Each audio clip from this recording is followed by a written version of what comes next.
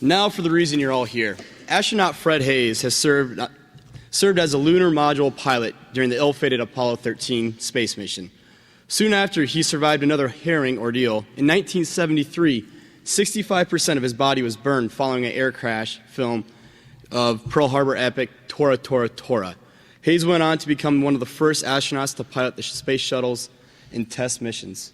He holds a bachelor's degree in aerospace engineering from the University of Oklahoma and is a former flight instructor at the U.S. Navy's Advanced Training Command, a U.S. Marine Corps and Oklahoma Air National Guard fighter pilot, a NASA research and civilian pilot, and a U.S. Air Force pilot.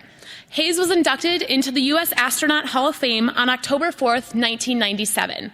Please join us in welcoming to Iowa State, Mr. Fred Haise.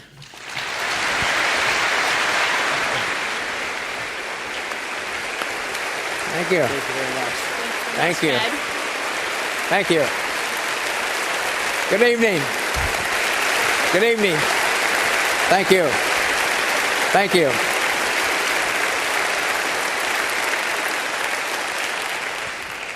I was happy when I got in. The first thing I asked was there a football game? Because I knew this would be a much smaller audience had that been the case. But at any rate, I'm happy to be here. My years in college at OU were quite a few years ago. I graduated in 1959, just to set that straight. So it's been a while. It was interesting. I had dinner tonight, and it's often asked with any people I meet. I often ask questions. I'll just try to get a little bit out of the way at the front end. Is what I thought of the movie Apollo 13, because I'm sure it'll be asked later in the Q&A anyway. I'd have to say that quite a bit of it had some drama that wasn't quite like it really was. And none of the lines were ours, except Houston, we've had a problem. Most of that was the Hollywood scriptwriters. They were given all the air-to-ground and transmissions that were made, and most of it was troubleshooting, using technical language and acronyms, and they figured, obviously, that would not be too well understood by the general public, so they took some liberties. I had nothing to do with the movie. I did have occasion to meet with Ron Howard.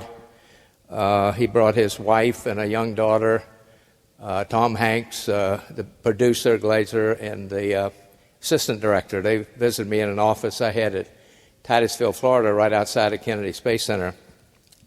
And they just had a number of questions they had built from information NASA had given, the mission report, all that air to ground, and so they wanted me to kind of give them a reading between the lines, so to speak, on a number of items. And I spent about a half a day with them at that time. This was several months before they started filming.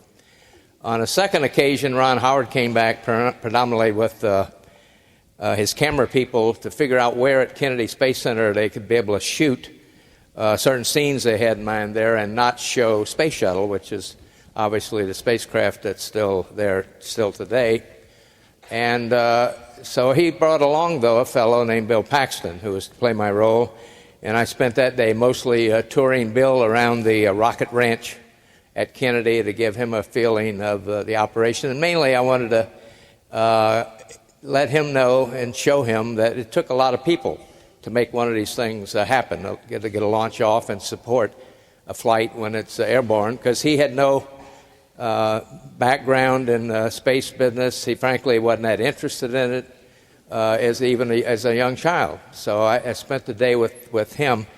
Funny thing happened. We agreed to meet at the NASA cafeteria down by the Launch Control Center to rendezvous for lunch, and it was kind of late in that lunch break, and we were about one of the few remaining there at one table. Pretty soon, workers came out, the people that served, the cashier, even the people that cooked the food, and they came to our table and they asked for one autograph.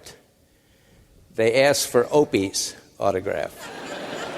So poor Ron Howard still hadn't shook that. But at any rate, the things probably I would have done differently with this movie is some of the language in it that gave it its PG-13 rating. I was surprised myself when we splashed down. We were given all this air to ground to help us write one chapter of the mission report, the pilot's report, if you will. And I was surprised the Lovell said hell one time during the entire flight. And that was it. I was surprised in a way because obviously we had opportunity to say more than that, but we didn't.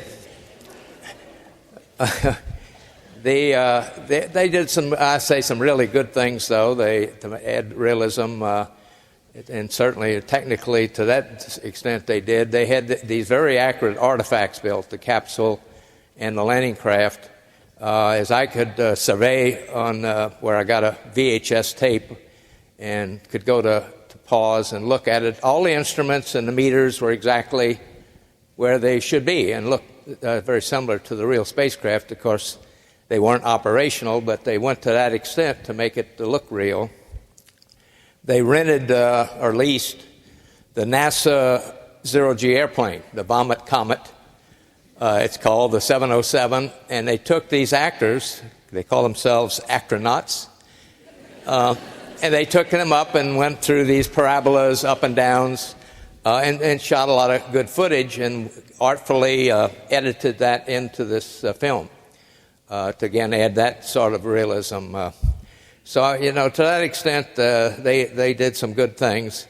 The most important thing, though, if you're looking at it from a business, certainly you spend a lot of money making a movie, so you want to make money, and they did. It was a blockbuster that year. Secondly, if you're more artistically inclined, and what critics might say, you could judge it maybe on Academy Awards, and it was up for 9 Academy Awards that year. So, I'd say maybe I don't know much about movie-making business. I think it was really a success, though, and I hope those, and probably many of you here saw it. It carried, I would call it a very basic theme that certainly was true. It carried this theme of the story of people in trouble, of having to meet great challenges within themselves and through a team and a team effort that virtually made a minor miracle occur and got us back, which is why I'm able to be here with you tonight. The fact we got back and what went on is really was not an accident. We had a process in place that assured that. This still continues today, for the most part, in the same vernacular. When a flight director like Gene Kranz, I was portrayed by Ed Harris in this movie, when a flight director then or a flight director today on a shuttle flight gives a go for launch, they really have behind them a totally motivated, dedicated team. Nothing else counts but the mission. The team has been honed and tested through literally thousands of hours of simulations before you go fly that test this team. I might briefly describe that. That's kind of the most realistic training we got to go fly. We got all sorts of training, varieties. In that zero-G airplane, we did a lot of geology trips when we were going to land on the moon to study geology at field exercises around the country and even around the world. But the most realistic was where we were in a simulator, a mission simulator down at Kennedy Space Center that looked, and volume-wise, and the couches were in it, just like, say, the command module. In this case, all the instruments worked, appeared to work. We even had sound effects as appropriate. Very accurate from the standpoint of view out the window, at least of the star fields. For instance, if you were in the simulator at 30 hours into the mission and you were at a certain attitude orientation, yaw, pitch, and roll, the stars you saw out that window were exactly the star field you'd see 30 days into the mission. So it had that kind of fidelity. It also, they could impart failures, credible failures. Over 500 system failures could be inserted in this simulator. In a similar way for the landing craft, where we had to do rendezvous and we operated out of both spacecraft. Also, data from this simulator was being sent to Houston, and it was able to be displayed on the scopes in Mission Control for the operators there and give them the same appearance as if we were in flight, even though we're laying on a couch down in the simulator at Kennedy. Behind the scenes, there was a group called SimSoup, I think that was derived during Gemini program. This was a group of fairly knowledgeable people on all the systems in the vehicles, and I suspect developed in this role they had to play. They were very devious people. And they invented these scenarios that only they knew. In every case, failures were going to be put into the system at specific times. In fact, one of them normally was at the simulation console to make sure exactly at the second the failure had to be put in, it would be inserted. And so they took great glee in tricking us and our mission control in combination to not do things right. So these kind of sims went on continuously. If you did a launch sim, which would last a half day, you might only get to orbit a few times. You'd be aborting for various reasons, one or another. Some sims, like going into lunar orbit day and preparing for landing, through landing, it might be a 6-7 hour simulation. We never called the simulation off either until we had to cry uncle. In other words, we continually worked the problem just as we would in flight until we had no solution. On the early days where we were still in, I'll call it development, in fact, most of the program was still in development even at the end, when we ran into one of these problems that we had no answers for, that was not tabled, that was formally written up in the form of the discrepancy. It was put back into the system through the program office, back through NASA and the contractor engineering, and that had to be beat to ground. In other words, what are we going to do if this really happens? In some cases, it resulted early on into maybe a spacecraft change, add instrumentation, for instance. It could be handled by procedures, and it would alter our procedures or our combined procedures to handle that particular problem. You can imagine if you go through thousands of hours of this type of training, when you get ready to go fly, you're very confident. You're confident in yourself, or you're confident in this team behind you, and you're confident in leadership. As a result, we really had that Hollywood feeling in mind of failure is not an option. We felt really ready to go. Now, Apollo 13 raised the bar a little bit. And we frankly, the biggest concern I had when it became apparent what happened and we had to shut down the command module, the mothership, what really bothered me was we had no plan B. For most things, we had a rudimentary plan B, our backup, at least things of what we might should be doing. And in this case, we did not have a plan B. I'd like to now, if I could, start the video. First part of this will be some real flight footage. It's not the quality you saw in the Hollywood movie. In fact, some of it's pretty poor. We had to shoot with a 16-millimeter battery-powered camera some of this footage, and it was we could only shoot it really when we had sunlight coming in the right direction in a window, because following the explosion, we never had lights on again in either spacecraft. So we used flashlights if we had to read or write. Is this Iowa State University? We have a problem? There we go.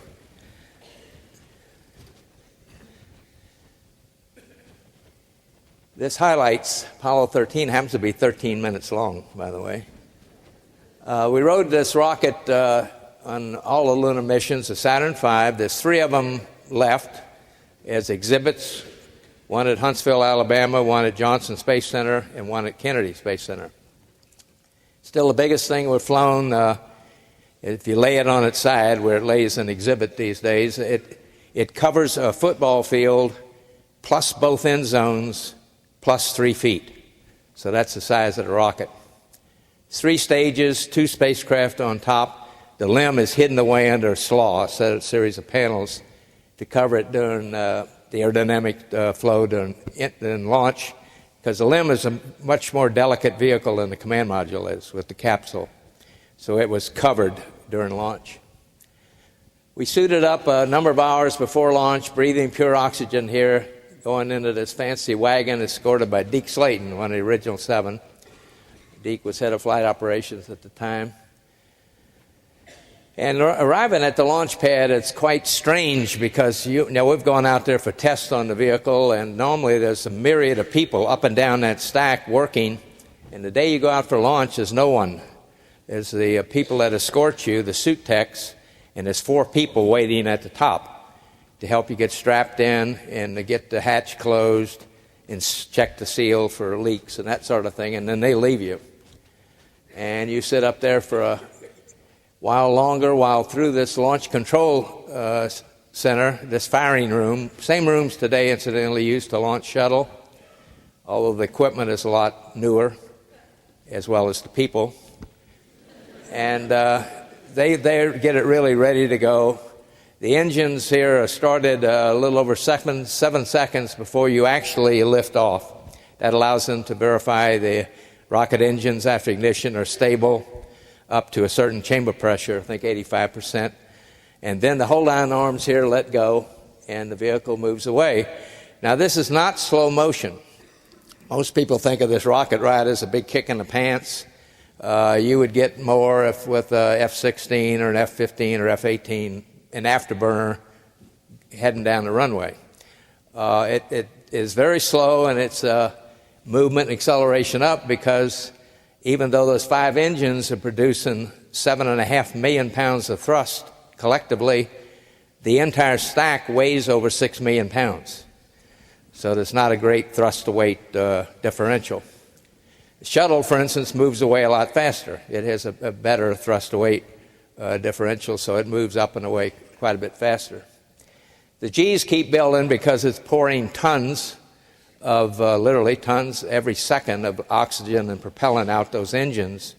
So it's getting lighter with the same amount of push.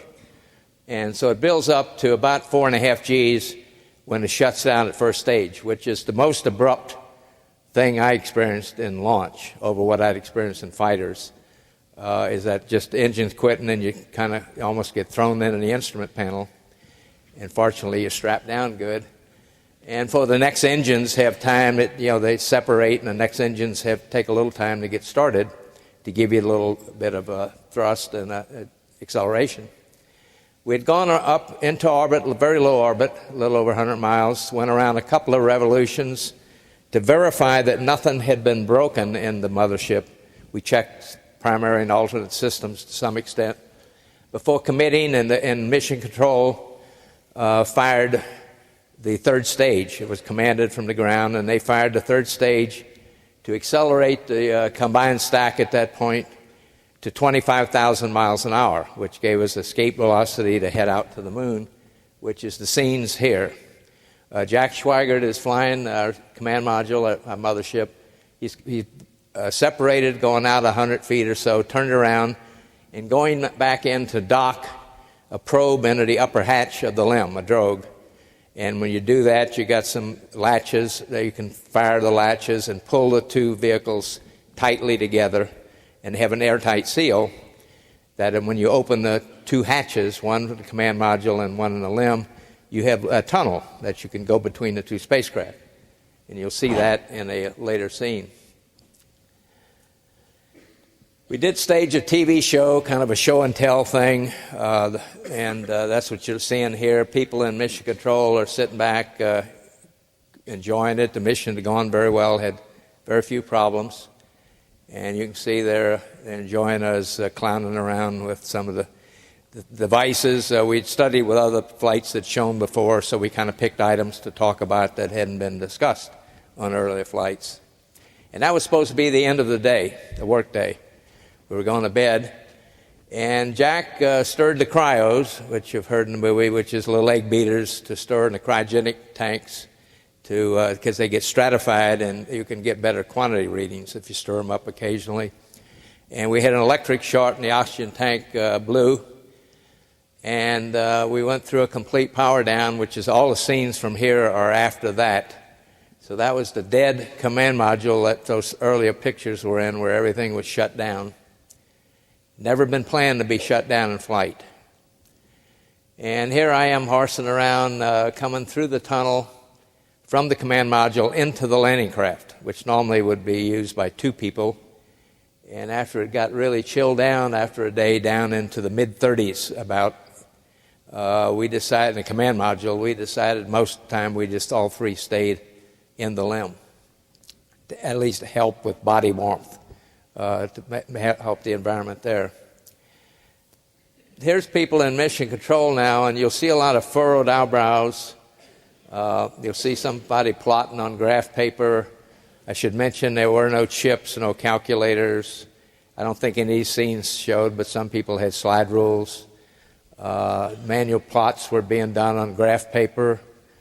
So that's the technology of the day. Here we are with the power down, and we took the LEM down, which normally operated somewhere between about 25 and 37 amps at 30-volt system. We took it down to about 12.5 amps. So it really did not have enough thermal blankets, enough insulation to operate at that very low power, which had never been planned to do. So that's why it got chilly. It just wasn't good enough thermospaddle. And so we lost the balance, turned out, of the heat generated inside versus the chill outside to arrive at that mid-30s temperature. Deke Slayton here is holding the canister that was modified, first on the ground, and they actually tested this with human subjects in an oxygen in a chamber before they piped that instruction up to us. This was used, this is one of the things Hollywood chose to use in the film to talk about. We quit eating all the normal food, which required hot water to be even reasonably tasty, and the powdered stuff. And we ate mostly cookie cubes, bread cubes we had, and we had wet packs, which were cold, but Frankfurter at 40 degrees isn't too bad, and that kind of thing. Because of the chill, we had no jackets. Most people ask about why not put on a spacesuit. You'd actually perspire in a spacesuit without the ability to have cooling air through it. And we only had 1 set of hoses we could use because 1 set was tied up with that lithium cartridge fix. So we elected not to use spacesuits, but we did break out all our spare underwear. I had 2 extra sets, so I had on 3 sets of underwear. There's Jack Schweigert. He's asleep in the back, sitting on perched on top of the Ascent engine cover, the engine that would have lifted us off the moon had we landed. And this scene is me sleeping. Somebody shot. My arms are tucked in because I found out early on if you don't, when you're trying to sleep, your arms sort of do this. And that would wake me up. So I've always found a way to tuck my arms in. That was Gene Kranz there, smoking a cigarette in Mission Control, which is not in vogue today. This was a surprise. When we separated the service module, that upper portion should look as shiny and smooth as that lower portion. That's where 1/4 of the spacecraft had blown off. The whole large panel and the wiring we could see underneath and thermal blankets were shredded. We were surprised because the explosion, frankly, had not seemed as bad as the damage we observed. And thinking about it later, we had an advantage. We were in the vacuum of space. Most explosions, as you know, on Earth, you set off a bomb. A big secondary effect is the air shock waves that form because we're in atmosphere. So we were, in a way, lucky to be in space when it happened. It could have been much more dramatic. The entry was quite normal, except we got rained on with that temperature and the water separator not being able to handle the moisture, including what we're breathing out. Water had collected over everywhere. It was over the instrument panel. Literally, the command module looked like somebody had a hose in there and a fine spray, and it sprayed the whole vehicle. And so that when we first hit the entry interface and G's started to build up, a little rain shower fell on us. Miraculously, we had the second most accurate splashdown of the program. Only Apollo 10, according to the total Apollo mission report. I was surprised when I reviewed that, one of the appendices. We had the second most accurate splashdown after abusing that spacecraft literally for those 4 days. Recovered on the Iwo Jima, helicopter number 66, and incidentally, last weekend I was by that helicopter. It's on board the USS Midway Museum at San Diego with the helicopter pilot who picked us up. I was at an event there, and he was there for that event. So brought us on board the Iwo Jima. You'll see we're a little stiff-legged, otherwise fairly normal. We lost a lot of weight. Collectively, the three of us lost more weight than any crew has to date. We were not up very long, 6 days, but even there it takes some acclimatation because the blood tends to pool back in your lower legs after you come back. Same way it tends to be more up in the head when you first get into zero-G. People in Mission Controls, Ken Mattingly there straight on, are celebrating. Not much of a party, I understand, after this flight. I think people had not gotten much sleep, and they kind of decided, most of them, to go home and go to bed, catch up. This was us in a three-way conversation with President Nixon. After this, we helicoptered into Samoan Islands, brief ceremony there, hopped on an Air Force C-141, went to Hawaii, where we met the president, and then back to Houston, into post-ops interviews and briefings. And I went back to work within a week as the backup commander on Apollo 16, backing up John Young. And in that cycle, I'd hoped to go back to command Apollo 19 to the moon. At that time, that was the last mission planned. And after 5 months in that training cycle, they canceled 18 and 19, so I lost that chance.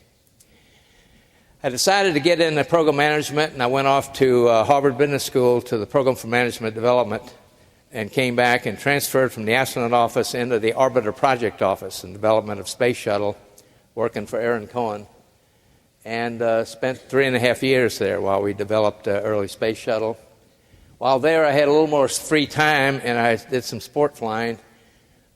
These aircraft were used in the making of the Toro Toro film, the attack on Pearl Harbor. They were modified aircraft. I flew the one in the foreground, which was Japanese Val dive bomber. It was really a BT-13 aircraft that had been converted for that movie.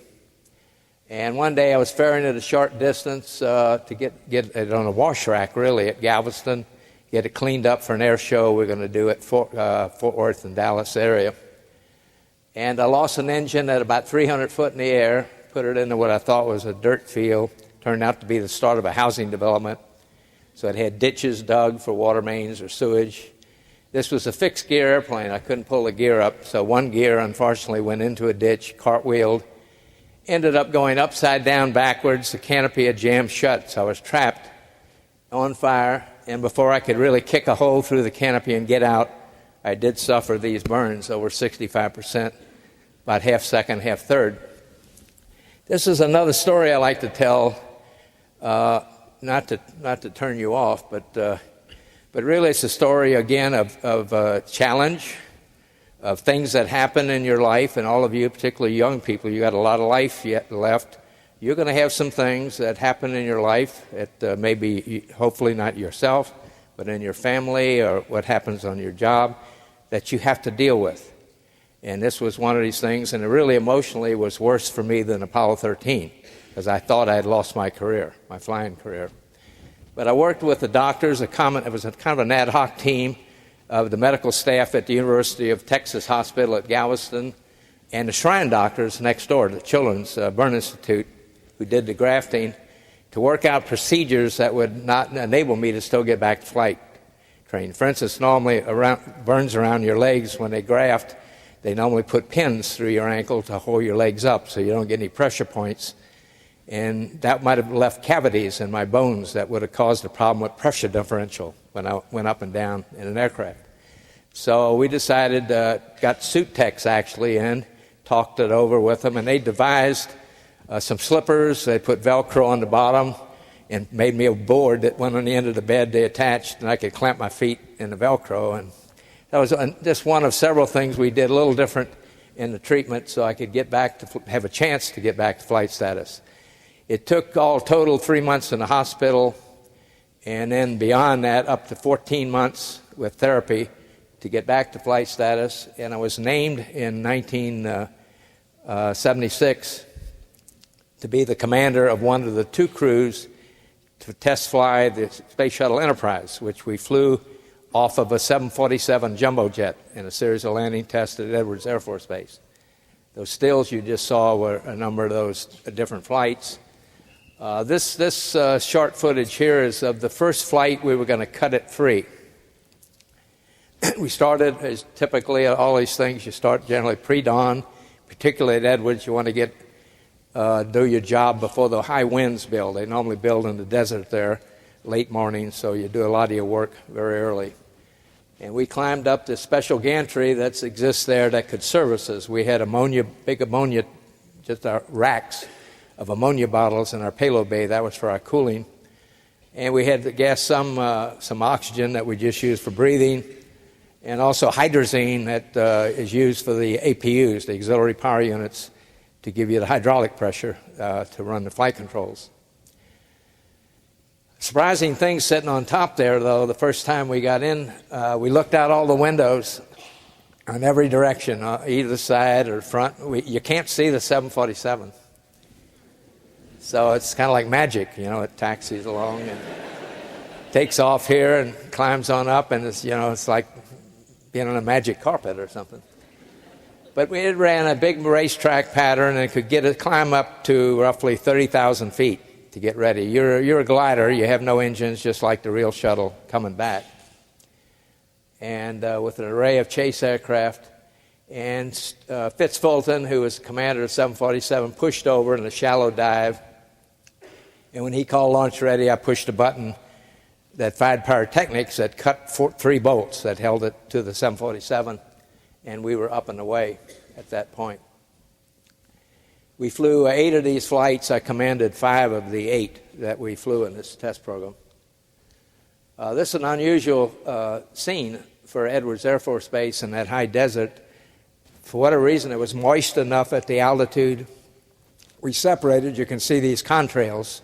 What looks like contrails are actually vortex trails with the air spilling off the ends of the wingtips in a little spiral pattern. So it's a vortex trail. On the way down, the chase aircraft is giving us altitude and airspeed readings, because only after we separated, it was the first time we got to read our real instruments and their readings, free of the disturbed air coming off the 747. So it wasn't until we cut free that we could read what was the real readings. And the chase plane was giving us his readings so we could look for what errors we had in altitude and airspeed. On the way down, we landed from a simple box pattern on the longest runway at Edwards Air Force Base, which is why you do tests there. That runway, north-south, is 8 miles long. You can also, even though it has stripes on it where they just pour asphalt to give you a sort of a rough idea of a runway, you really could deviate off to left or right, probably a quarter mile, and still be all right. So it's a very good place to do testing. Enterprise, though, was surprisingly, as far as handling qualities, was better than we had really seen in our simulators, including a Gulfstream II that had been converted to be able to fly like the shuttle, including using reverse thrust. Could give you the same drag potential, so you'd have the same dive angle. In fact, it's the only aircraft I've flown that diving at the ground burned as much fuel as climbing, because you're almost at full power going down the hill with the cascades open for reverse thrust. Following that mission, I was slated to fly the 3rd orbital flight with Jack Lousma And we had hoped and were actually training and developing a free flyer with Martin Marietta. Jack was going to fly this free flyer out of our payload bay to dock it to Skylab. And then, depending on the policy or what the ground chose, they would either orient Skylab one way or the other to either boost it to a higher altitude or to deorbit it in a more controlled way than it eventually came in. It eventually fell in. Shuttle schedule had moved to the right, so this mission went away. So I decided at that time to move on to that next career. I'd been interested in management and had the opportunity to join Grumman Corporation in New York running space programs, and stayed with that company, and then through a merger with Northrop for 17 years with Northrop Grumman. I mentioned technology. I guess one of the best things probably to give you a feeling for where we were 40 years ago when we went to the moon. Our big guidance, nav, and control computer on board, which was a set of wires, if you will, no chips. In fact, interestingly, when you were asking when you're going to get the next software load, you ask when are the next set of ropes coming in, because that's to look like a bunch of ropes, spaghetti. That was the computer core. And its total capacity was like 1/10 of a megabyte. That's not gigabyte, 1/10 of a megabyte. Now, the computer did three things: guidance, navigation, and control, flight control, and that's all it did. These spacecraft otherwise were totally manual. Most of the switches to valves in any sense were direct 30-volt bus system, switches that toggled or moved. Plumbing was all manual, valves you turned. So that's how we were able to do it with that little of a computing capacity. Plus, obviously compared with the luxury of memory today, there was enough, a lot more rigor in controlling the software and fine-tuning the algorithms and things that went into that software. So it was, I'd say, a lot more optimized, I think, than things certainly commercially that are done today. Otherwise, in general, I look back over my career, and I certainly had disappointment at the time. I did not land on the moon, did not get a chance to go back, but now I feel obviously differently. Not many people have had that chance. And I today just feel very lucky and privileged to have been a part of Apollo, which clearly was the big.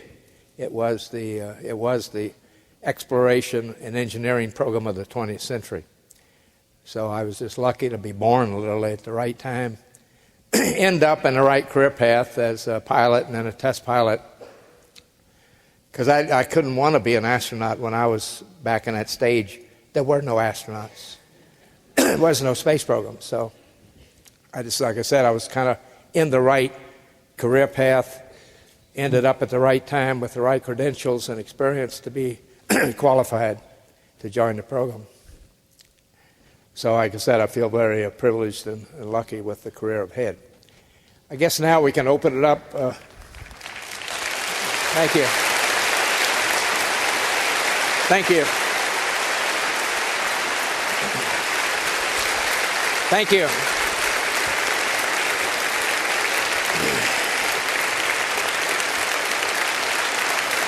Thank you. Thank you, Fred. We're now going to open it up for some questions. If you have any questions for Fred, please go to either side and line up, and he's going to answer some questions for a little bit. Anybody?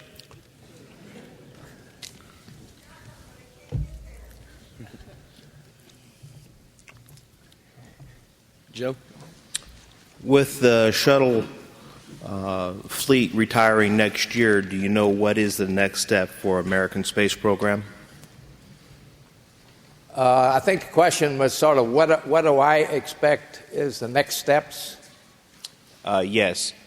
Well, I mean, what's on the front burner, and it's obviously a question right now relative to what budget NASA will receive based on a report done. Now, some of you may be aware of a committee was formed, headed by Norm Augustine, previously chairman of Lockheed Martin, on NASA's future. And a basic theme behind that was NASA's funding profile, at this point at least, was going to be short each year. I think it was listed as $30 billion a year short to accomplish really what was intended to be the Constellation program, which was to build a new Ares rocket, a new spacecraft that would ride on top, which is really a capsule of a bigger version, and ultimately a landing craft to go back to the moon. So a serious question in the near term is what budgets may be forthcoming with all the other monetary requirements and needs for budgets and monies that are being spent by the U.S. government at this time. So I really don't have a crystal ball to tell you how that's going to fall out. That's in the throes right now as we speak through budget cycles. What I hope will happen, though, is that there's a continuation of technology, advanced development, some of which has been very fraught for the last several decades, really. For instance, in propulsion. There's not a lot of work being done in propulsion. And unfortunately, it's short both with the Air Force, who had a big program in those days, as well as NASA. And if we're going to go very far, eventually we're going to need better propulsion capability than we have today.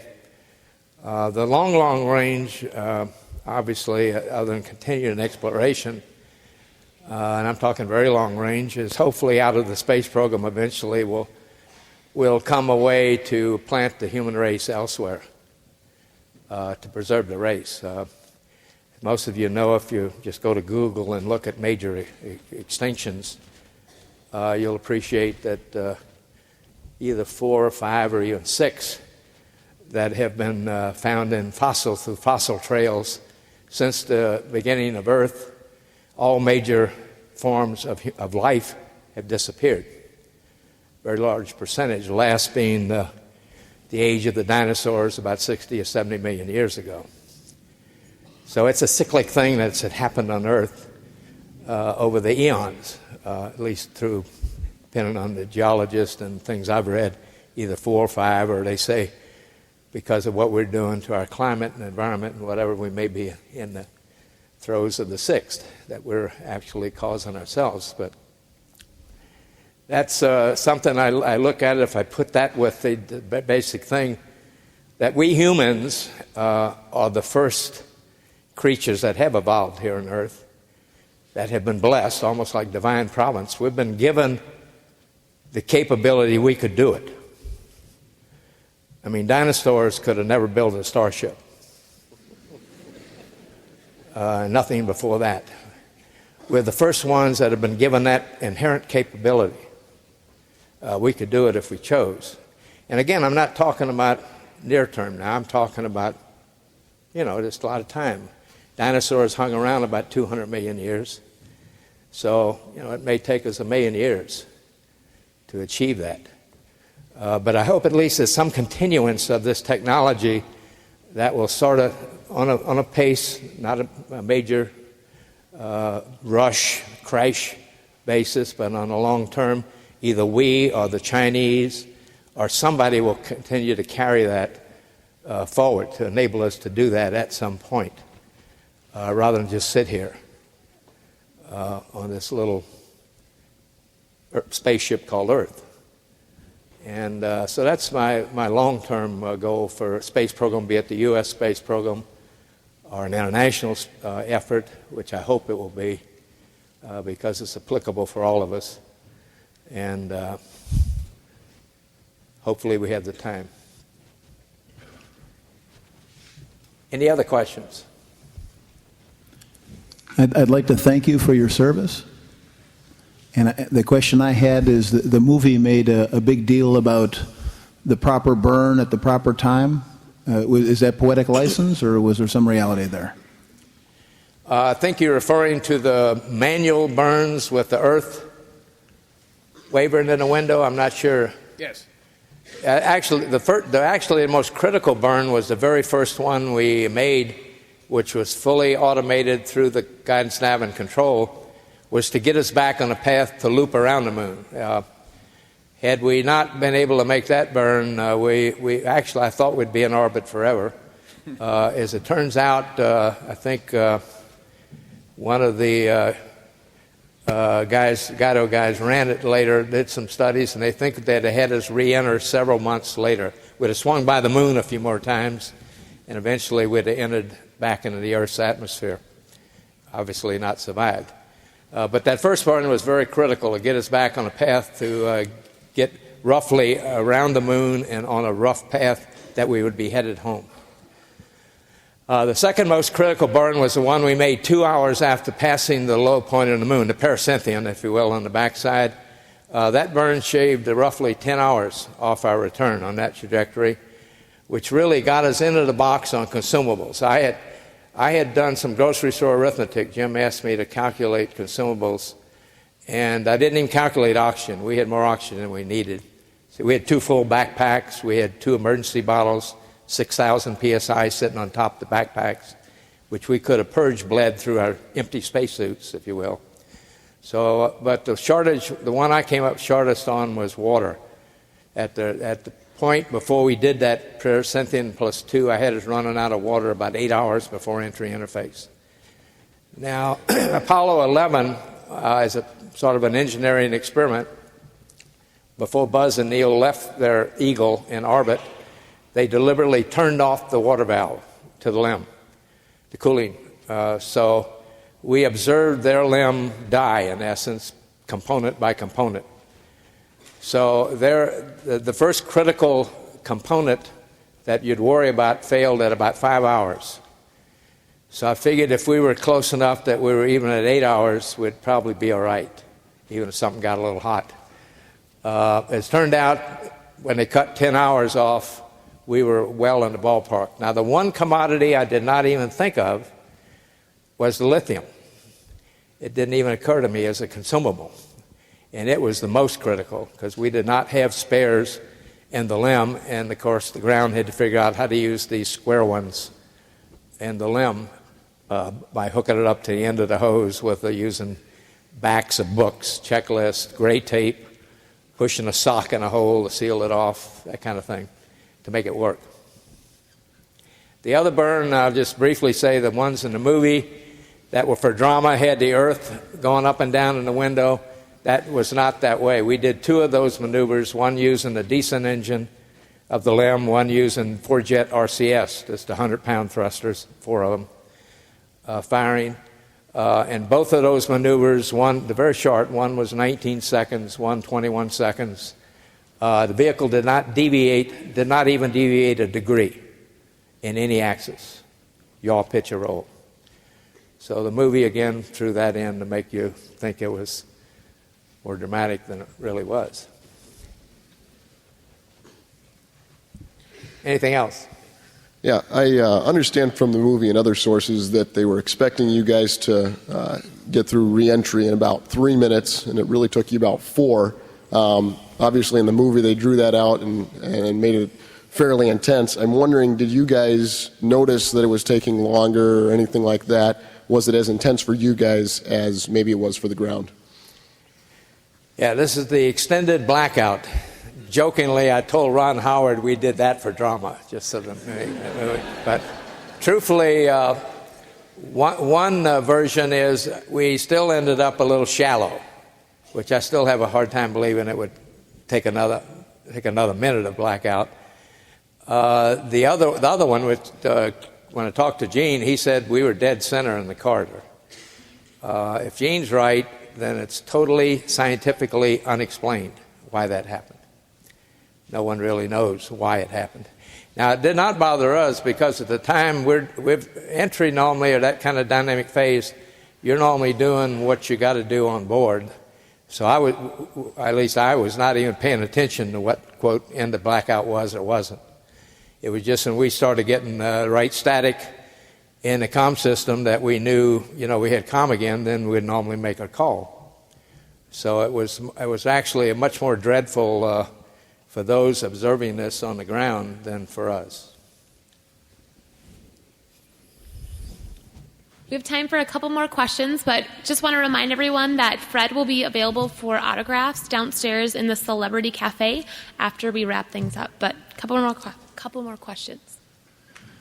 I'd like to know what it was like to work with Deke Slayton. Deke was, I guess, my sense was a boss that, he said it the way it is. Deke was the right kind of boss for that job. I was surprised, that what he did, in a way, took himself out of this position called head of flight ops. In a way, you might say took a demotion, although I'm sure to his guys it wasn't. He came for the approach and landing test and took the job of head of flight test operations. So he came to Edwards. We got some people from Kennedy, and that comprised a test team. We had a very small test team at Edwards to do the approach and landing test. Deke had a philosophy which basically for, at least through the group I was chosen, I think it was pretty true. Deke's philosophy was basically any astronaut can fly any mission. Now, there was a seniority hierarchy within the office, obviously, by the way your groups were chosen. So if you were in the third group, you weren't going to bump somebody in the first group or vice versa. But as far as just, you want to call it mechanically and having the experience and ability to do the job, and I think Deke was right. Any of us could have flown any mission. But no, Deke was very straightforward, down to earth. He was a pilot, test pilot, his own right. So we all were the same ilk.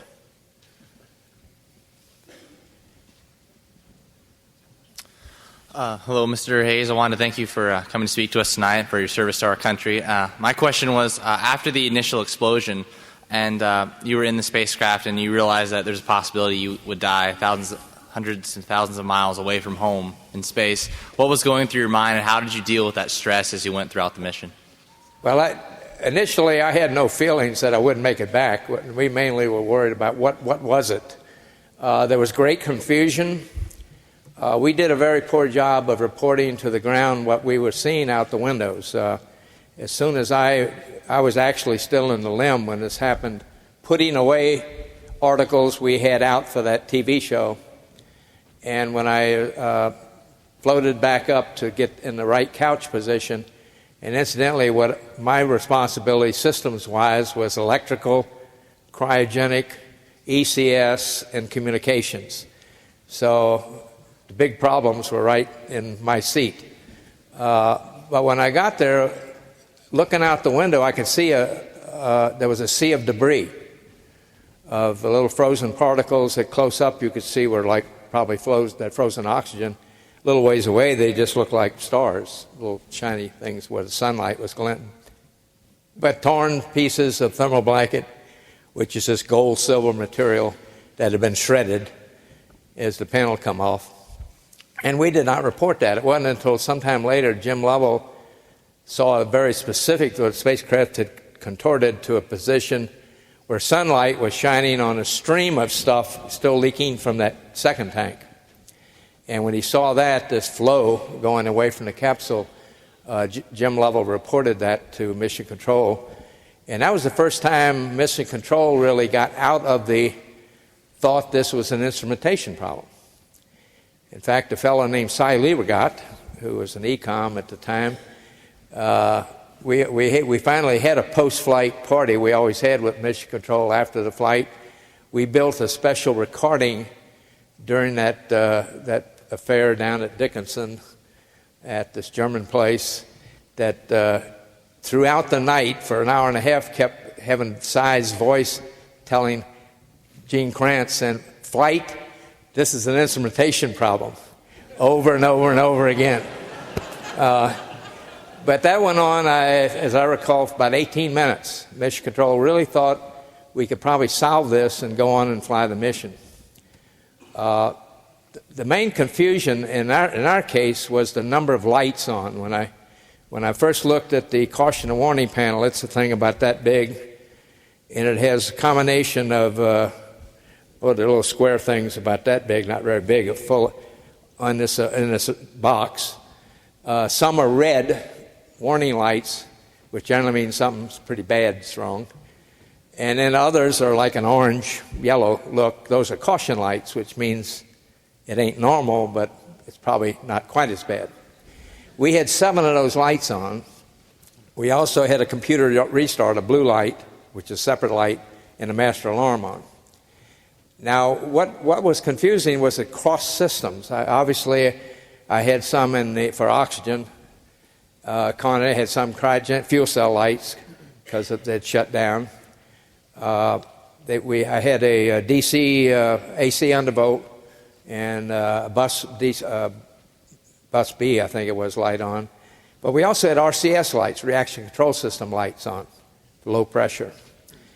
And as I said, all these things were mechanical in those days. There was no interconnection. They were not like modern systems, very integrated through computers and computer software. There was absolutely no connection between these things. And all the simulations I mentioned we'd gone through, the training with these failures, the one kind of policy, if you will, that even this devious sim soup group followed was they never gave us more than one failure in one system at one time. I've always described that as a general philosophy that God would never be so unkind to us as to give us more than one failure in one system at one time. And here we had what have I done bad to cause all of this? It turned out many of them were actually false lights, that the G-shock of the explosion had rocked some valves, Parker valves particularly, like in the RCS system. Valves that were normally open, it had pushed to the closed position. On our panel, we had a toggle switch to control those kind of valves. That one way you'd toggle it to open and to give you a little gray thing in the panel, and the other way you toggle it and be a little barber pole thing about that square. The trouble was, those little things on the panel were only connected to our switch. Only Mission Control had the telemetry point for the actual valve. So after a while, they psyched that out and figured out these valves that we were still showing were open, that they really were closed. So they had us just retoggle the switches. Those valves were reopened, and that system went back to normal. So a number of those lights went away. That would just call it temporary and in a way false symptoms.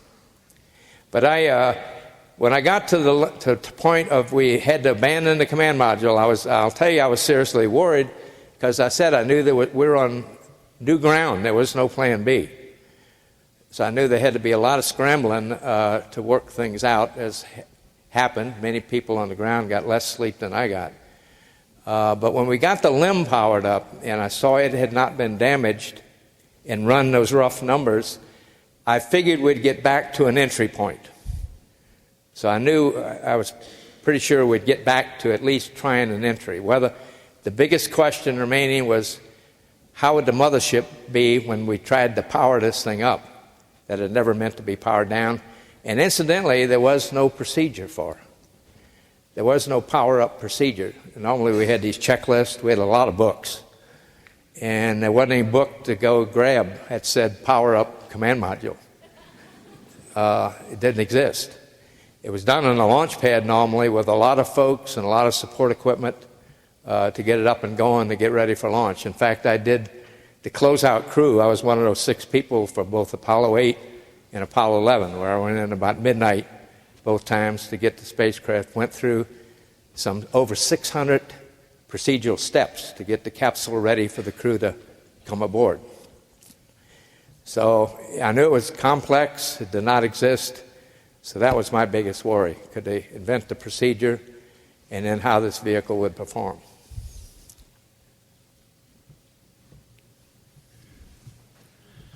You had mentioned a lot about how, since there's no air in space, obviously, that the actual explosion wasn't as bad as it would have been if it were on the ground. you also talked a lot about what happened after the explosion, but I'm interested in knowing about what happened the instant the explosion happened. Did you guys get rocked around in the spacecraft a whole lot, or was it kind of you saw a whole bunch of lights go on and a loud noise? Or can you describe a little bit more about that particular event? At the time of the explosion, no, there was not a big jolt. There was a loud bang and reverberation. These spacecraft, they're metal hulls. So they had that. And when I moved into the tunnel area, apparently that panel blowing off had given a thrust, a torque to the command module, so it was twisting relative to the landing craft, and I could hear and see metal buckling in the tunnel area where it was putting stress in that tunnel, and it caused a little popping, kind of like you take a soft drink can and squeeze it with your fingers. So that kind of sound was in the tunnel area from the contortions between the two spacecraft, but that settled out very quickly. So that it was, like I said, compared to what I saw, it just did not seem that bad when I thought back to that point and how it had felt or how it even sounded. Right behind that oxygen tank is really a very thin wall, aluminum, till you get to those propellant tanks. So if we had been in atmosphere, I fear a shock wave that surely would have formed would have broken through that wall, and if it ruptured the propellant oxidizer tanks, and those were hypogolic fuels. So we'd have had a much bigger bang had that happened. So like I said, in a way, we were lucky to be in the vacuum of space when all this happened. In the film, they portrayed Ken Mattingly as having a big part in doing some simulations for getting you guys back to Earth. Was that really how it played out with Ken contributing? Ken did have a big role. As I understand it, Gene went off actually out of Mission Control and formed a brain trust of people he wanted around him to, first of all, devise this Plan B, a rough flight plan, and then what were the holes in it, open items, and then he got people assigned to go work those problems under, I guess, a very strict, obviously, timeline to go solve the problem. And I was told it pretty much got carte blanche, whoever got the job, to go get anybody they wanted in the country to form up the team to go work the problem. And they had a very strict schedule when they had to report back with the answer, because it might have to be massaged or tested in a simulator, which were running 24 hours a day, both at Kennedy and at Johnson, and to test them, and then have time to write it in flight vernacular and pass it up. Ken, though, was pretty much, his work was isolated to command module. If it was a LEM, Ken did not know the landing craft. He was this command module pilot. So things that had to be tested in the LEM were done by other LEM crewmen, Al Shepard, Gene Cernan, I know, John Young. Those kind of people spent a lot of time in the LEM simulator fine-tuning procedures or testing things. Similarly, Ken did not work in the simulator, I was told. And Ken admitted he is not. In a way, it would have been cheating when they finally got to a procedure that they did offline in this room with other system people involved, and more than the two shown in the movie. They didn't want Ken. It would have been cheating to have Ken go in a simulator and try it out because he knew it too well. So they wanted to take this new procedure and hand it to somebody who had never seen it, like we were going to be. And they let other astronauts test it that way and refine it to the extent they couldn't understand this, so they made an error, how to refine the procedure to make it more understandable. We had a problem copying it on board, incidentally, another little problem. We didn't have any blank paper. And this was a very, very lengthy procedure. And Jack copied it down, and we had to tear the covers and the back covers off checklist, off books, because they were blank. And we wrote on those. So that was how we copied this procedure down. Right, so it was like I said, a lot of people And just a point, at the peak of the program, which was before we landed on the moon in '69, most people don't realize that, but in the total Apollo program, we employed over 400,000 people. If you count contractors, subcontractors, down to piece part vendors, we had something done in every state in the Union except one of the Dakotas. I don't remember if it was South or North Dakota, but only one state in the Union was left out from the work being done in the Apollo program. Now, when I flew a 13, we had already started paring down. We're probably only about 250,000 people still in the program. So it's a very large team, and I have no idea who all got involved. But unlike the movie, there were a lot of people around the country that certainly got telephoned or counseled in some way as to solving these problems. So it's a fairly large group, thousands probably, that really got involved in various parts of the country. All right, we have time for one more question. I was wondering, what should I study if I want to become an astronaut? Okay, what should you study if you want to become an astronaut? Today, at least, there's still two paths. One path would be those that fly the vehicle, like a shuttle, or will be the commander, say, of the new capsule vehicle. All the people in that role to date have all been through, at some time, military flight training. Now, some of us arrived when we entered the program. We entered as a civilian. I was a NASA test pilot, first at Glenn Research Center, then at Edwards at Flight Research Center for 7 years before I applied for the astronaut program. So I was testing aircraft, but as a civilian, as a NASA research pilot. Vance Brand, for instance, and Jack Schweigert came into the program from being test pilots at companies. Vance at Lockheed and Jack at Pratt Whitney. But both and I as well, had military background before we were civilians. And in fact, Neil Armstrong, I followed Neil by 2.5 years. Neil was a Navy pilot. He started at Lewis. He went to Edwards, and then he went to the astronaut program. So I was just 2.5 years behind Neil on that circuit. So that's one side of it. Now, I'll just briefly deviate. Space Station, now if you take it as an article, really doesn't have much stick and rudder business. You know, it's huge. Those of you who've seen pictures of it.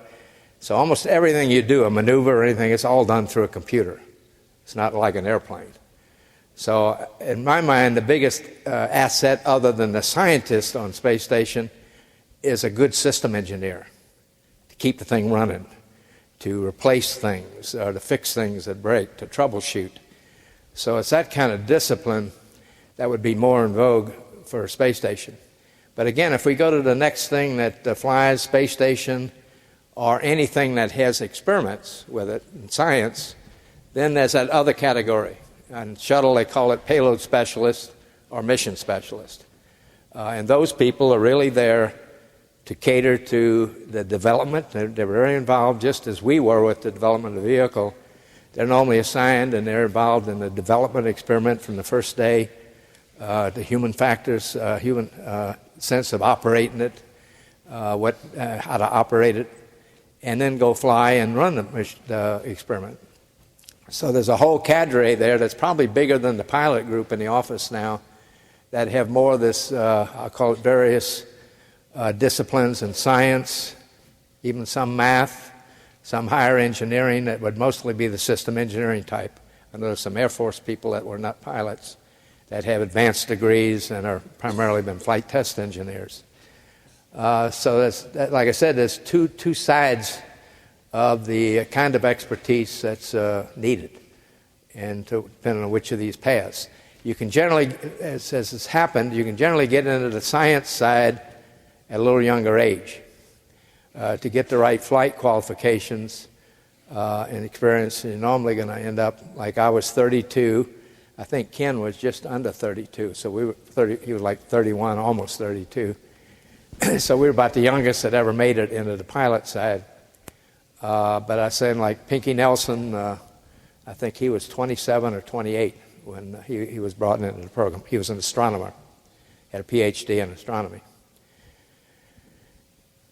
But you got to have the right credentials, the right experience, and very important is the 3 people you will name as the people NASA will go check on you to see if what you've really told them is all right. References. All right. Well, thank you very much, Fred, and all of you for coming tonight. Thank you. Thank you. Thank you. Thank you. I'd like to remind you all that he'll be signing autographs in the Celebrity Cafe immediately following. So let's give one more round of applause and thank Mr. Fred Haise. Thank you.